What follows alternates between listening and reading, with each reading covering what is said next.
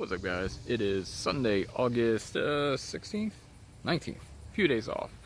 August 19th. So, as you see behind me, we have a little bit of leftovers from the roundup. And before, there really wasn't a whole lot of stuff dying off, because I mixed the methylated seed oil in there with the roundup. But it finally started kind of doing its thing. It did actually kill off a lot of the crabgrass. It's definitely very crispy. There's a few stuff here and there. So it didn't get 100% of it, but which kind of expects. Sometimes you need to go over it with a second treatment. And this is actually some of the stuff I pulled. But this is all pretty crispy through there. So most of that through here has died off. There's a couple little stragglers here and there. Most of this has died off now. It's starting to crisp up. Then we have a couple sections though where it still hasn't really done anything. And I have a big spot here. Didn't do much with this, so I might hit it up a second time. This has gotten pretty crispy. So for the most part, it did actually look like the Roundup mixture with the methylated seed oil. Even though not ideal, it still mostly worked. So I'll hit it up again, kill the rest of that crabgrass off. I've got another probably 2-3 weeks before I start doing my overseed and killing out the backyard. I'm still waiting on a call back from the patio guys. We've had so much rain here that they're actually pretty far behind on their schedule. They said 6 weeks. It's coming up on week 7 now since we got on their schedule. So I'm kind of waiting on them in order for me to do my thing in the backyard. Obviously, I don't want to be putting down fresh grass seed and everything while they're going through their kind of tearing things up. Don't want them to kill the new seed germination. So I've got to wait. So in the meantime though, because we've had so much rain, that meant I couldn't mow grass for almost 2 weeks. It rained just about every day, or was pretty soupy from all the rain. So I've got most of the yard mowed here. Flip you around. So minus the dead grass areas. It's looking pretty decent, but I had to mow off about 5 inches. So mowed about 5 inches off. I mowed 4 inches. That meant that I was cutting about 50%. Not good, but sometimes that's all you can do, you know. But the grass looks like it's doing all right. I don't see any stressing out or anything. But when it gets that tall, I like to bag the yard, or bag my clippings, I should say. But when you have 5 inches of grass that you're cutting and bagging, what can you do with all that? You know, I've got 15,000 square foot, so I've done the backyard, bagged it, done the side yard over here that you just saw. I bagged all that, and we have still got a mess over here where I'm cutting wood down, but some wood in the garbage cans. So these 2 brown cans and this 1 green can here is absolutely full of grass clippings, and minus a little bit of garbage in there as well. But 3 of those cans, they're like, I don't know, 55, 60 gallons, something like that, and they're all full. And I've still got this yard to mow over here. I got about almost halfway through the yard yesterday, and I just absolutely ran out of room. I stopped right about here. So as far as I got before I had nowhere to go with it. So I think I have really just about 1 or 2 options here.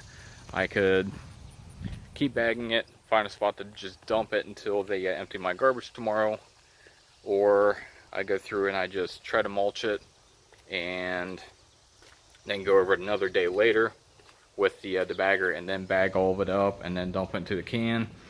Or I can just try to mulch it in as best as I can And once I finish going across mulching it in, then I go a different direction with mulch and then try to chop it up and mix it in across the yard a little bit better.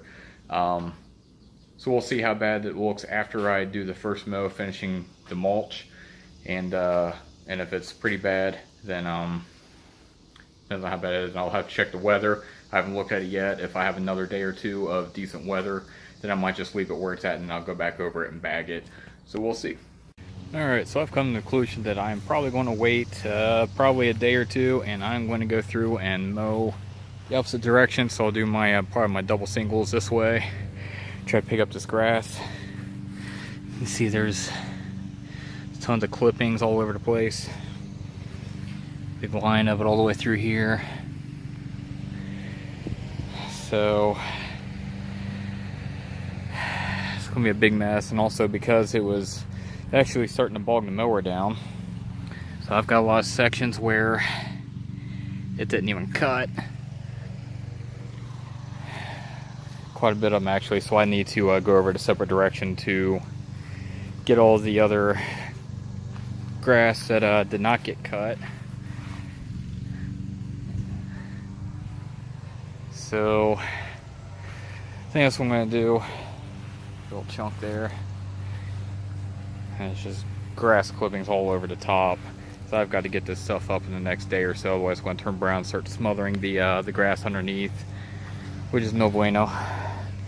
So,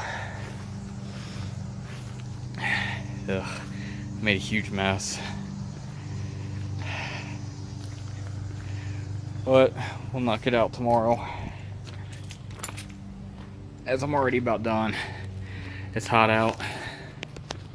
It's went pretty good. I've only been out here for maybe 45 minutes, and I think I'm ready for a little bit of water and a break. But there is one thing I do want to do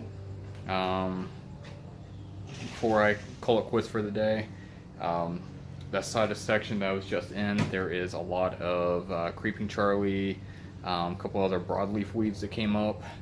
So I've got the triclopyr and tenacity. I'm going to mix up a batch of that and go through the yard, hit that up, get rid of that, and then I'll throw in a little bit of the spectricide weed and grass killer that has the dicot in it, and then I'll hit the other sections that's mostly killed off where the crabgrass was, and spray that again and get that all killed off.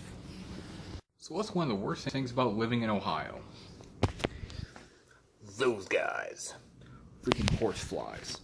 When they bite, I don't know if you guys in the South have them much, but they bite and they hurt like all hell. So, good thing though about living in Ohio, you've learned how to kill these things. You get a pretty quick reaction how to kill them. Kind of like Liam Neeson. I have a special set of skills. Skills that allow me to find things like horseflies very easily. Now if they leave me and my family alone, that'll be the end of it. But if they don't, I will find them, and I will kill them.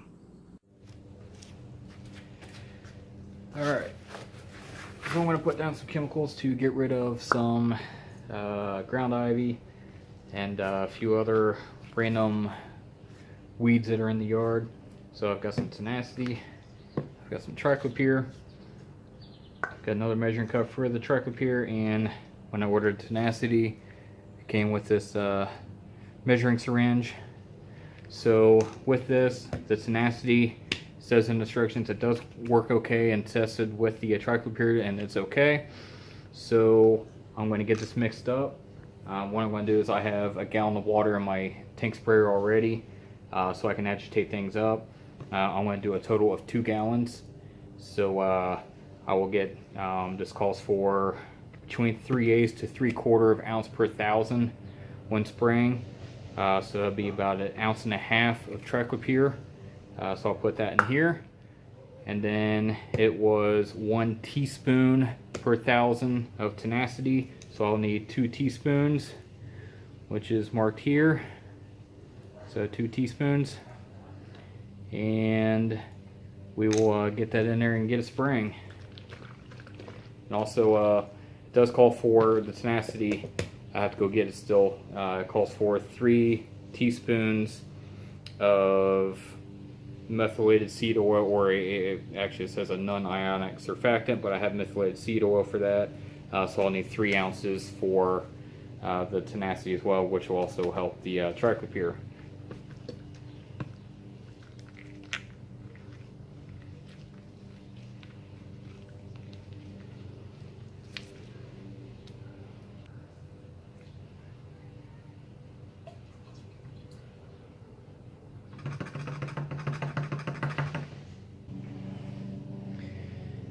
Alright, so we want 2 teaspoons.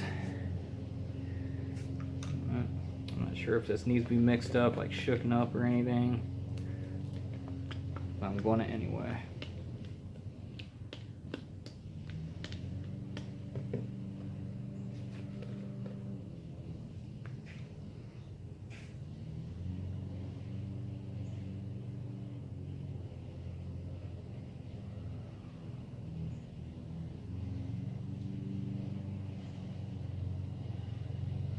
Alright, 2 teaspoons.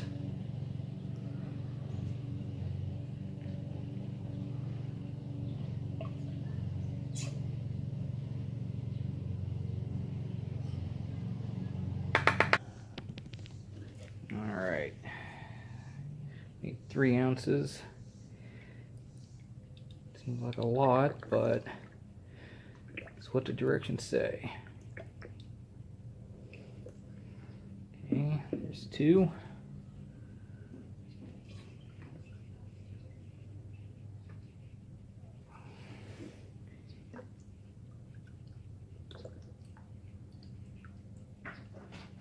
And 3.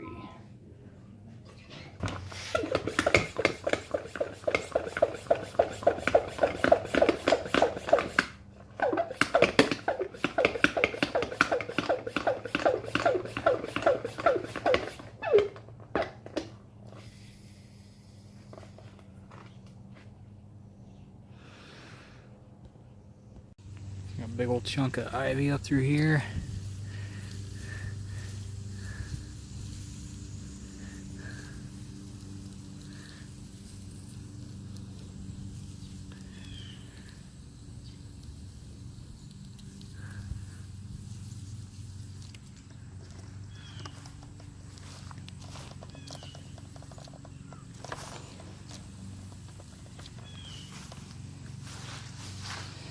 Kind of walking the whole front yard and spraying whatever I see.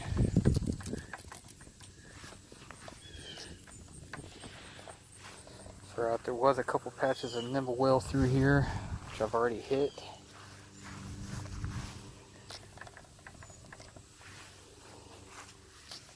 So I keep talking that it's hot and humid out here in Cincinnati right now. So exactly how hot and humid is it? I already took one glove off and wringed it out. You see right there? Yeah, those are wrinkly fingers, which means they've been sitting in water for a long time. So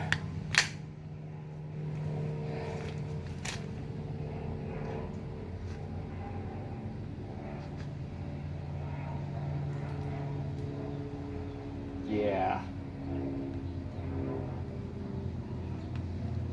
pretty awesome. Alright guys, so my plan was I was going to take this video and kind of make it over a 2-week span, but seeing how things are kind of laying out between working on part of the front yard as well as putting down seed and spraying the triclopyr tenacity, it seemed like it was going to be a better fit if I split these videos out. So this video is going to just cover the spraying of tenacity and triclopyr across the front yard that you saw where I was hitting the ivies and the random broadleaves throughout the yard. So I did go through and I sprayed there are other areas where I was trying to kill out the crabgrass. I took some of that tenacity and triclopyr, dumped it into the roundup only tank that I use for only my roundup, spraying that. So I dumped that in there to kind of give a huge conglomeration of chemicals to spray down this yard to kill everything out. I also use tenacity to act as a little bit of a pre-emergent for anything else that would be coming through. So if there's any nutsedge, crabgrass, or anything else that might try to pop back through, it should kill that off. So that'll be in the next video. So as you'll probably see, based on the upload times, I'm going to have a few videos coming out probably today. This one was dating back to August 19th. So I will have a couple more coming out, one for August 23rd, and then maybe another one for shortly after that. I'll have to kind of splice things together, see how it goes. But stay tuned for the next video, and you should see the effects of the triclopyr and tenacity on that ivy.